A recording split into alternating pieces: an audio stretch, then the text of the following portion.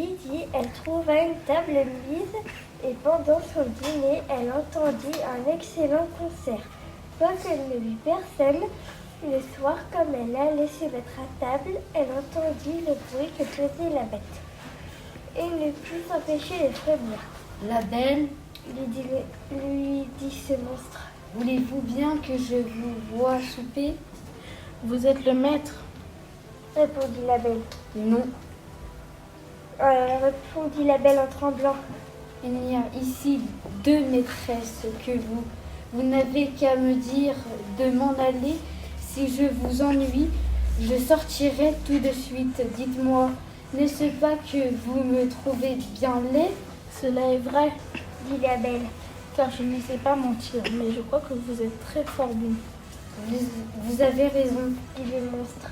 Mais outre que je suis laid, je n'ai point d'esprit. Je sais bien que je ne suis qu'une bête. On n'est pas bête. Reprit la belle. Quand on croit n'avoir point d'esprit, un sot n'a jamais su cela. Mangez donc la belle Lui dit le monstre. et tâchez de ne vous point ennuyer dans votre maison, car tout ceci est à vous. Et j'aurais du chagrin si vous étiez pas contente. Vous avez bien de la bonté. Dit la belle. Je vous avoue que je suis bien contente de votre cœur. Quand j'y pense, vous me paraissez plus si laid. Oh dame, oui, Répond la bête. j'ai le cœur bon, mais je suis un monstre. Il y a bien des hommes qui sont plus monstres que vous, Dit la belle. et que je vous aime mieux avec votre figure que ce qui avec la figure d'homme, cachant un cœur faux, corrompu et ingrat. Si j'avais de l'esprit, Reprit la bête. je vous ferais un grand compliment pour vous remercier, mais je suis un stupide et tout ce que je puis vous dire, c'est que je vous suis bien obligée. La belle soupa de bon appétit. Elle n'avait presque plus peur du monstre.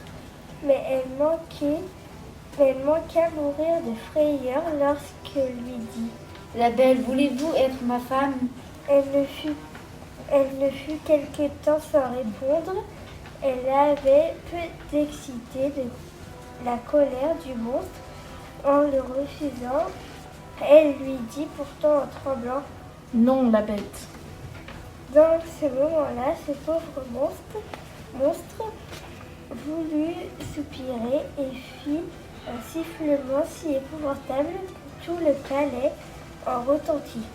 Mais la belle fut bientôt rassurée car la bête lui ayant dit tristement, Adieu la belle. sortit de la chambre en se retournant de temps en temps pour la regarder. Belle, se voyant seule, sentit une grande comparaison pour cette pauvre bête. Hélas, Disait-elle. c'est bien dommage qu'elle soit si laide. Et elle est si bonne.